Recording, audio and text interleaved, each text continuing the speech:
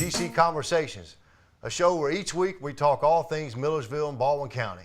This week we're joined by Dr. Katherine Laughlin. Katherine, thank you for being here today. Well, thanks for having me. Yeah, and straight from Miami, North Miami Beach, I believe you said. That's exactly right. So yeah. now tell me your title and what you're associated with Millersville and Baldwin County right now. How about that? So, all right, I am the lead consultant on the National Soul of the Community project and the national expert on the project. Okay. So I have these two titles. Okay, the Soul of the Community is a project that came by via the Knight Foundation. That's correct. All right, so I want you to tell us all about this, and this is a study that's been, I believe, about a 3-year study. That's correct. And so take me from, let's start at the very beginning. Okay. Tell me about the Knight Foundation and how a community gets involved in this. All right, so the Knight Foundation, the John S. and James L. Knight Foundation were funded by and founded by the Knight brothers, who decided to make long-term charitable investments in the 26 places where they own newspapers. Okay. Milledgeville was one of those places. Okay, thank you. Because so there's that connection. When I saw the story, I said, well, how in the world did we get, we've got all these cities all over the country. That's right. I did not know that. That's right. So when the foundation was formed, they decided that the 26 that they owned at that moment when the last Knight brother died would be the permanent 26. Okay. So that's how we came to be where we are right now. Now, of course, Knight Foundation is over 50 years old, and they have gone through a lot of transformation themselves, but they have remained committed to these 26 places, which is quite remarkable. Yes, it is. For a foundation. They do have a national program where they can focus on some of the big ideas that are happening on the national scale, only so that they can help their 26 bring it down to there. And then, of course, they have a very famous journalism program right now that is really bringing newspaper and newspaper reporting, television reporting into the digital age. And has really become a real powerhouse in that. And what's great about that is your own digital bridges connects community with technology, with media, right here in your own backyard. Nice segue. You took it right out of my mouth there. Stole your thunder. That's very good. No, yeah, we do have digital bridges downtown, and just for my own information, that was the first time I knew of the whole Knight Foundation, those 26 communities. So I think we're quite fortunate to be in that. Well, and they're fortunate to have such a diversity, because then when you do a project like Soul of the Community, you can have a really strong argument to say, okay, we didn't study every place in this country, but the diversity of our places and that you find the same things over and over really lends some credence to the power of the findings themselves. Now, of these 26 communities, how many are you in charge of for this study? I am responsible for spreading the word everywhere. Okay.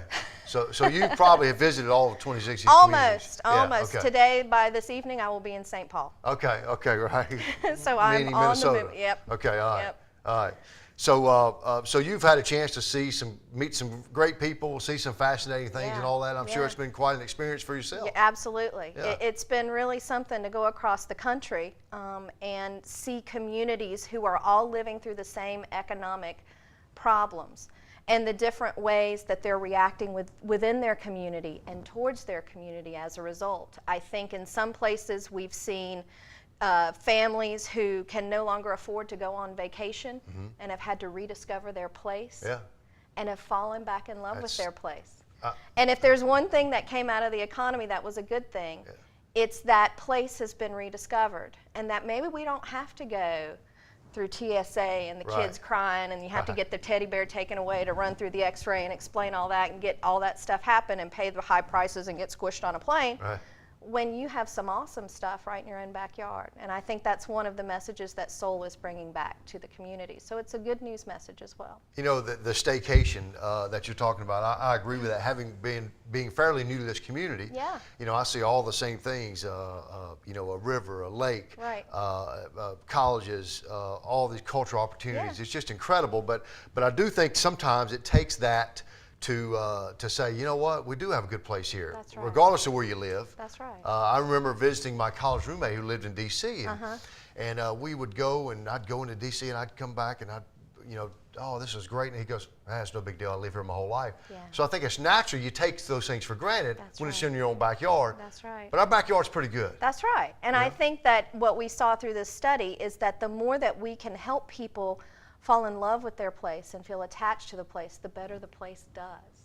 So this isn't just a message about, touchy-feely, Right. kumbaya. This is really saying that the more we can help people invest emotionally in their place, the place returns the favor. Yes. And I think that that's an important thing to remember. And that's why we I know Knight Foundation and me as a consultant and a leader on this project is really hammering this message, and it's really taking root in a lot of places. So it's very rewarding.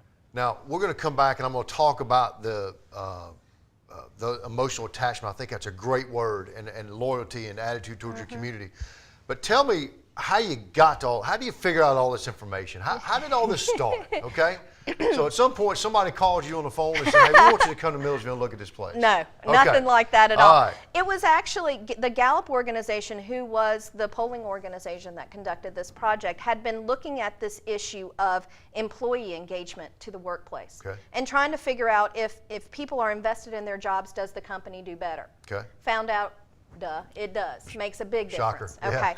Okay. So their question was, well, if we expand this notion to community, does people's investment and feelings about their place matter in any meaningful way to the place itself? Well, Yeah. Knight Foundation, who's all about place, Right. said that's an interesting idea. What can we do to start funding this kind of work? And Soul of the Community was born out of that.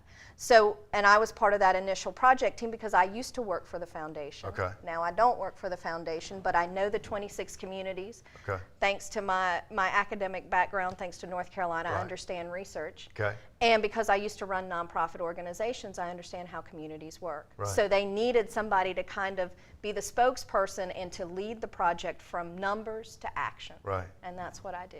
And when did this project start? It started in late 2007 with the first data collection in 2008. And the data collection went from 2008 to 2010. Okay. And now we're in a phase of action around Okay. the numbers. Okay, so what I want to do is when we come back, we'll talk about how you captured this data. Okay. Maybe some of the surveys or phone calls, that type of thing, Okay. and then maybe some of the data that we got. Yeah. And then talk about how good of a thing we got here in Milledgeville. Sounds good. Okay, great. We'll be right back with Dr. Katherine Laughlin here on GC Conversations. Sooner or later, it's going to hit you that you have to save for your retirement. Do you know how much you'll need? It's easy to figure out. The choice is clear. For a happy ending, choose to save. Life in the military is one of service and sacrifice. And for some, that sacrifice is more than many of us can imagine. Please join with the American Legion in recognizing and supporting our wounded warriors and their families. Let's not allow them to be forgotten and left to fend for themselves. They deserve more. Sometimes just thank you isn't enough. Go to legion.org/honor veterans to find out how you can help. Hello and welcome back to GC Conversations. I'm your host, Wendell Staten. Again, we're with Dr. Katherine Laughlin. Katherine, you tell us some great things about your study here with the Knight Foundation, the soul of the community. Very interesting stuff. But you gave me, I found this document online this morning. How about that? That's good. And there's a lot of good information here. And you had to ask a lot of people a lot of questions to get this information. That's right. Can you tell me about that process Okay. and how you interviewed people and what you asked them? Okay. Well, we worked with the Gallup organization on this project, and everybody is familiar with the Gallup organization and their work in worldwide polling, their excellence in doing that kind of work. And Knight wanted to work with Gallup for that being one of the reasons. So what was created was a telephone survey, lasts about 15 minutes. And Gallup randomly selected people within the Milledgeville area, about 400 people each year from Right. this particular community, Okay. and did a 15-minute telephone survey with them. We do include cell phones because we realize a lot of young Right. folks don't have any interest in a Correct. landline anymore, but we wanted to be able to capture that. And so they did this all across the country. I think over 3 years, Gallup talked to about 56,000 people. Okay. So this is really a huge sample of people that we talked to. Now, I do need to point out, we didn't talk to the same people every year. Right. we selected a new group randomly to make sure. And then what Gallup does is kind of a researchy thing, but I think it's important, is they sort of weight the data that they get back to make sure it reflects what the census says is the makeup of that place. Okay. So if you have more of one age group in your community because the census says you do, right. then we make sure that voice is louder right. in this data. Okay. So it's not like usual social science where you control for everything, because then you don't get picture of place. Okay. And that was our ultimate goal. So we make sure that this is the voice of the resident coming back to you here. Okay. And what kind of questions did you ask? Well, we asked people about different things about their perception about a place. Things from, do you think this community is going to be better or worse in 5 years from now? Right.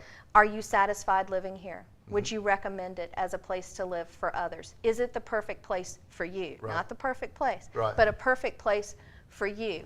And then we would ask them to rate different things in the community, like, is it a good place to meet other people? Is there a lot of things to do?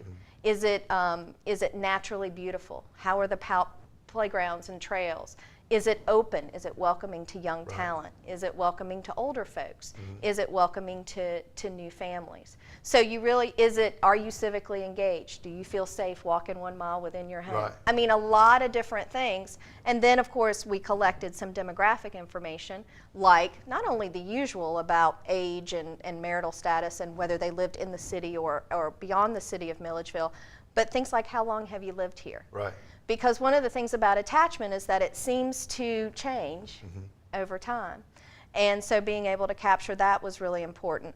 Also, things like level of education, level of income, because attachment can vary, of course, by education and income, and that has implications economically for a place. Because if you know your highest earners are your least attached group, those people have the ability to get out when they have really had enough.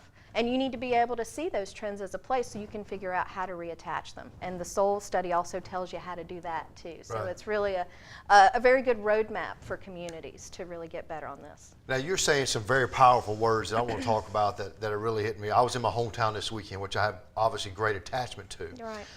And I literally drove around Court Square, and as we're talking, I'm thinking about why am I so attached to that place? Right. And talk about attachment and what does attach people to a community. Well, one of the things that we have to make sure and be clear is a lot of people mix up attachment with engagement. Okay.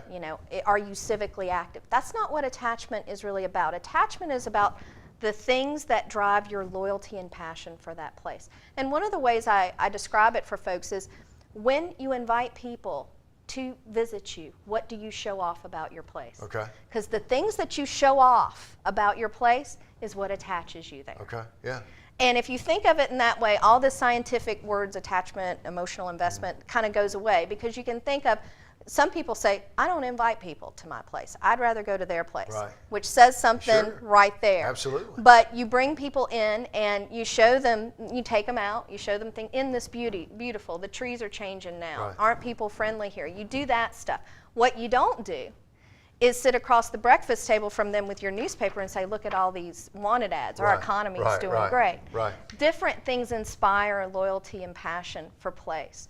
And so what we found consistently, all 3 years, whether we were in Detroit or in Milledgeville, the things that most attach people to their communities are the social offerings it provides. And within that is a measure of civility. How well do we treat each other within those spaces? It's really important. Openness, how welcoming is it to a broad range of folks? And beauty, aesthetics, how beautiful is the place? And then in the last year, we saw education systems becoming more and more important to people's attachment, even though they're not happy with them, especially the K through 12. Higher ed, people love almost everywhere. K through 12 is struggling. And what people are saying more and more, but this helps identify my attachment to this place. Okay. I can rate something low, not be happy with it. That doesn't mean it doesn't matter. And now that it matters even more, it's sort of a call to action to make that even better. So 3 years, 26 places, size of community, doesn't matter. Same things over and over and over and over. Pretty powerful stuff. It is. Powerful. I love this stuff. I absolutely love it. I'm going to talk about some of the things you said. Openness, and I noticed on ours in Milledgeville, we scored very high in that area. Yeah. Very friendly people. Right. There is one of the things about openness is that it is clearly one of the things that people want to be part of our identity as a place in Milledgeville. Right. There are some groups, not surprisingly, that residents say you're more open to than others. Right, sure. Older people and young families seem to be groups that residents believe are the most welcome Right. here. Yeah. What we saw here, as we saw in everywhere else we studied, is that young talent is perceived to be one of the least welcome groups. Huh. And that's a problem. Mm-hmm. That's a problem, because one of the things that I talked about last night at our community forum on this is that when you ask somebody 30 years and older, how welcoming is this place to young talent? The first thing they think of is job opportunities. Right. Are there jobs? Are there jobs? Okay. And if you ask somebody that in any place these days, they're going to say, not really. Right, sure. But if you ask anybody 30 and under that question, that 18 to 35 folk, the first thing they think about is the place. Huh. And so what we have is a real change and shift in that young talent is driving this place conversation, because Okay. they're saying more, and we have some research that shows they're saying more and more, I will choose a place first and worry about the job when I get there. Gotcha. And that's a game changer in It is. economic development for It place. is. Well, we're up against a break. Okay. And we're going to come back and finish up our last conversation today with Dr. Katherine Laughlin here on GC Conversations. The traditional facelift surgery requires an incision be made along the hairline near the temple and then goes around. Now, the traditional facelift surgery. Miss Thompson. Now, the traditional facelift surgery requires an incision be made along the hairline near the... Anyone can wear a white coat, but not everyone is board certified in plastic surgery. Be safe. Be sure your doctor is a member of the American Society of Plastic Surgeons. And now, another adventure with Savings Man. Look, honey, the neighbors just bought a big screen TV. Hey, I just got a bonus at work. Maybe we should get one too. Hold on there. Savings Man. Using your bonus to secure your future by paying down debt or saving is a better way to go. Well, I declare you're right, Savings Man. Stay ahead by choosing to save, and don't worry about keeping up with the Joneses. But their name is Johnson. For more tips and tools, visit choosetosave.org today. Hello and welcome back to GC Conversations. I'm your host, Wendell Staten. Today we're joined by Dr. Katherine Laughlin, who's researched the Soul of the Community project here as part of the Knight Foundation. And you're here in Milledgeville this week to kind of maybe give our citizens some feedback on what you found. That's right. So tell us about some of the positive things that you found about Milledgeville. Well, the thing that's clear to us about Milledgeville and what residents, and this is what you have to remember, this is y'all talking to us. Okay. This is not Gallup coming in and saying, I don't like that. This is what you all were saying back to us. There is clearly a trend that the most important things for attaching people to this place are still seen as community strengths. Okay. And y'all are in a very enviable position because of that.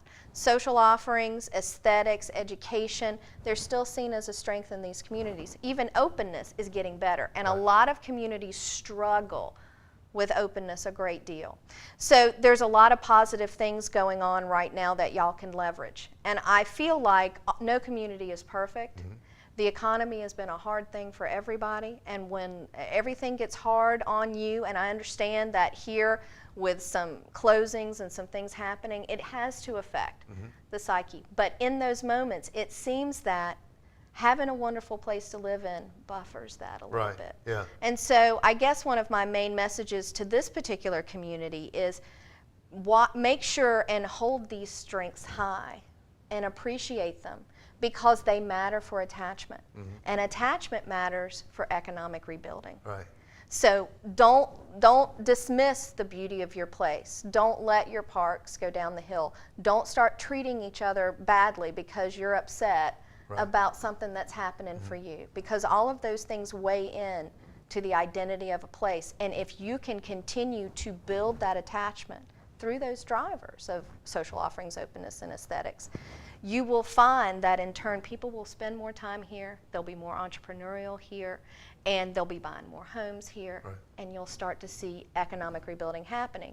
And corporations these days want to be in places where they can sell a job and they can sell a place. Right. They're no longer happy of just, well, where's a good economical place for us to go? Because they know the young talent wants to live in certain places. Okay, yeah. And so now it becomes even more important to our own economic rebuilding that we consider jobs, but we also consider place, because that's what the corporations are doing as well.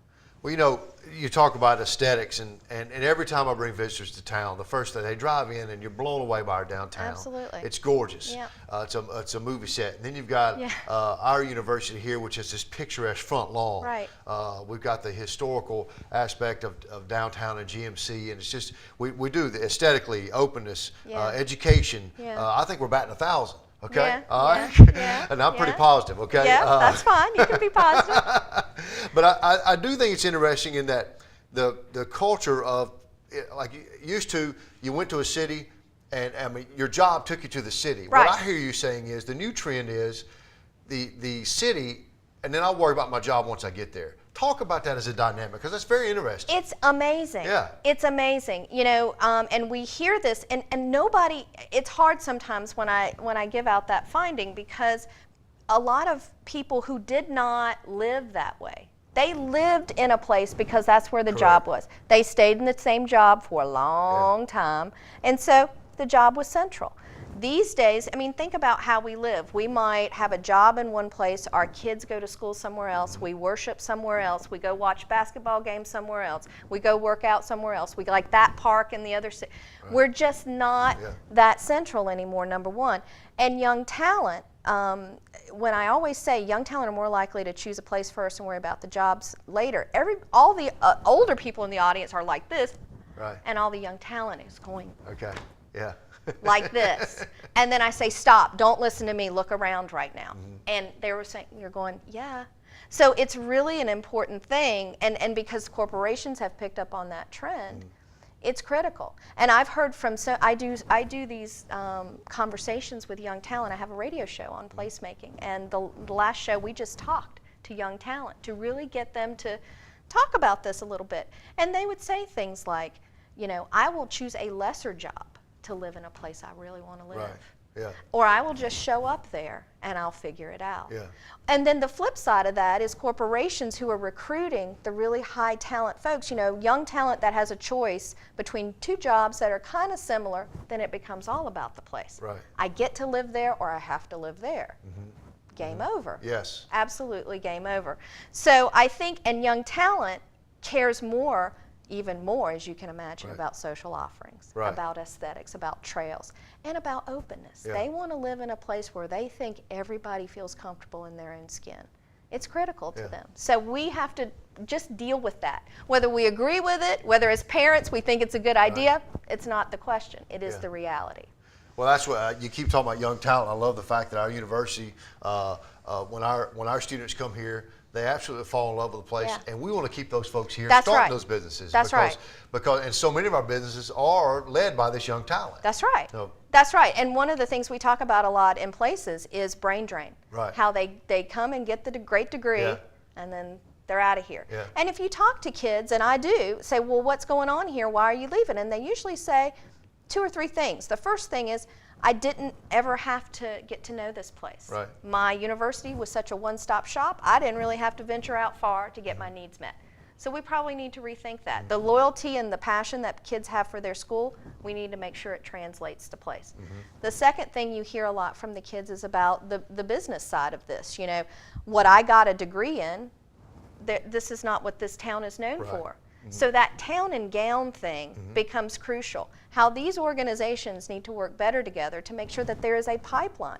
This university is known for creating this kind of degree. We should have that business opportunity here because kids want to use their degree.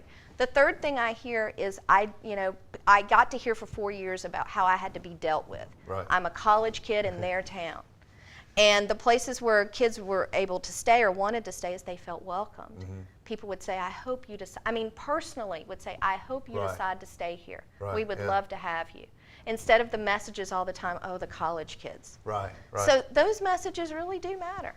Well, I'm glad you said that. I know our mayor comes and welcomes our students every year, and our Give Center, we really get into the community. So I think we are creating kind of a perfect storm to help place and community and all attached together. So I tell you, a fascinating study. I could talk for another hour and a half. And we're both from North Carolina. That's right. And, so it's glad to have you. Glad to have you here today. I appreciate being invited on, and we'll stay in touch, and we'll keep. I think this community is going to do something with this information. So this might stay newsworthy for a while. I hope so. We'd love to have you back. Thank you very much. Katherine, thanks for joining us today. For Katherine Laughlin, I'm Wendell Staten, and we'll see you next time on GC Conversations.